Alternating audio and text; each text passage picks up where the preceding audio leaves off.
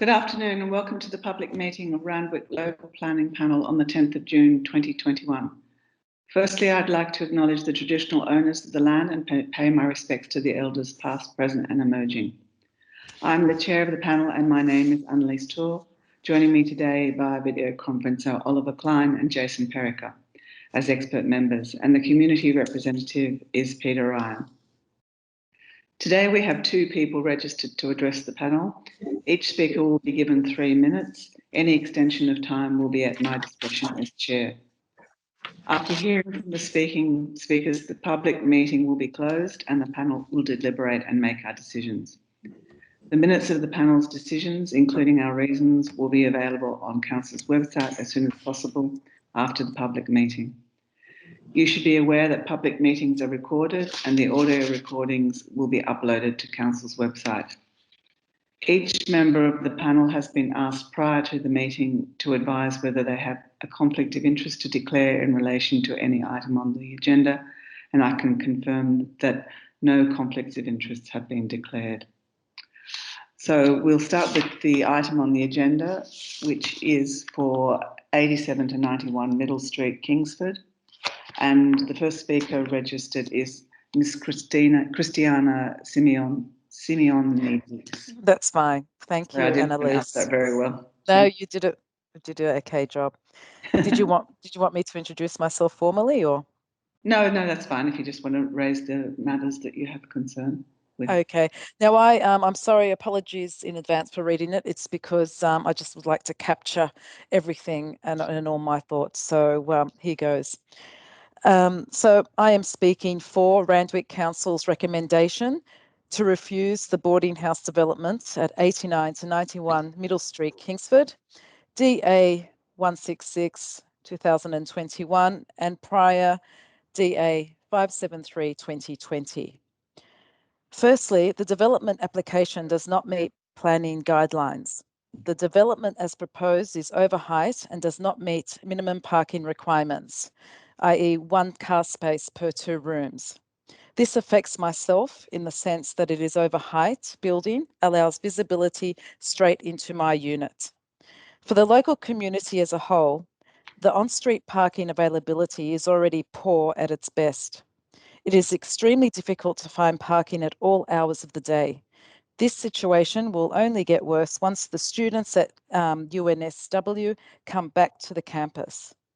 Also, there is already one boarding house nearing completion in Botany Street and another with a pending development application on the corner of Middle and Botany Streets. These two properties are within 200 metres of this address.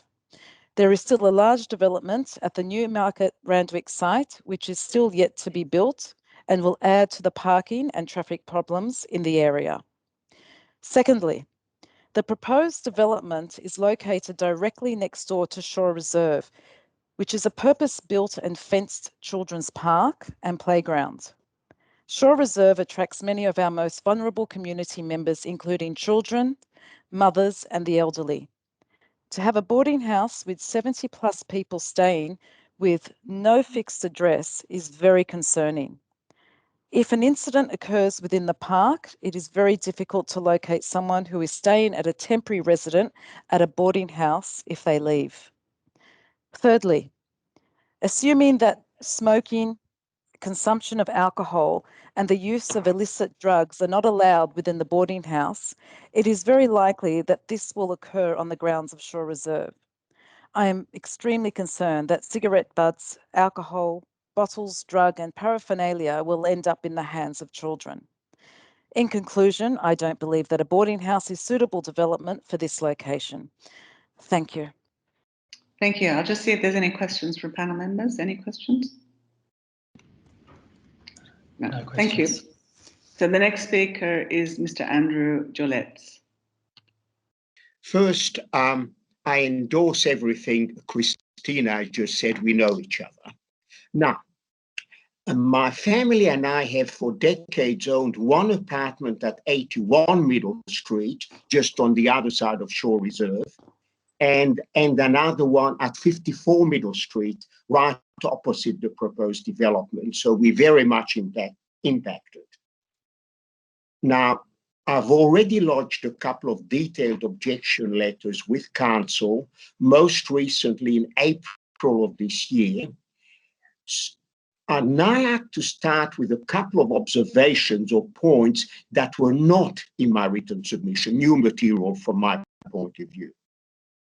Now, first, there is already a severe glut of both apartment and boarding house accommodation in the immediate area. With regard to boarding houses, Christina has mentioned the situation. There is one, I believe, nearing completion in Meek Street, very close to Middle Street, and another one pending in Botany Street, I believe. Now, as a result of this existing severe glut of accommodation, both in the immediate area and the broader area,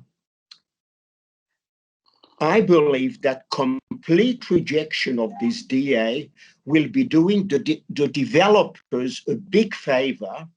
If it disastrously went ahead, the developers would never get either the occupancy rate or the rents that they're most unrealistically hoping for, while also doing the neighborhood great harm in every way.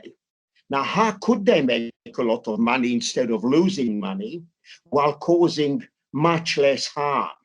Very simple. Develop the site for townhouses within council guidelines. There is high demand for those by both owner-occupiers and investors. Who knows, I might get one myself when they are built. Yes, Christina has preempted my remarks about the undesirability of having a transient population right next door to Shore Reserve.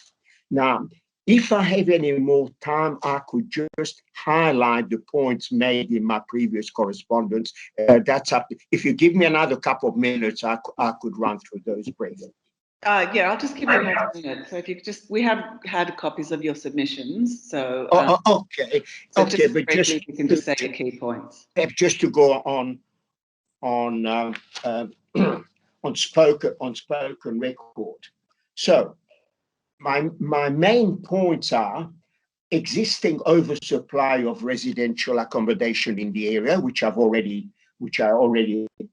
mentioned. Now, severe impact on parking and traffic. When the university is in full operation, with or without overseas students, but just its normal student complement, parking in the street is already almost impossible during the daytime. And to add another 70 rooms with only 20 or fewer car spots would exacerbate this problem enormously. As a result of all this, there'd be a considerable loss of amenity, quiet enjoyment, and property values in the area. And yes, I again fully endorse Christina's remarks about the technical problems with the proposal. They do not comply with the minimum parking and height requirements and other requirements of council. So. All right, thank you. So your time, those are my main points. But I would just like to reiterate that I sincerely believe that I'm speaking also in the interest of the developers. We don't want to stop them doing something there, but not a boarding house. All right, I'll just see if there's any questions from panel members. Any questions? Not from me. No question. So thank you very much. So they're the people that are registered to speak. And as I said in my opening, the public meeting will now be closed and the panel will consider this item, and our reasons and our decision and reasons for our decision will be placed on council's website as soon as possible. So thank you very much. The public meeting is closed at 1:12.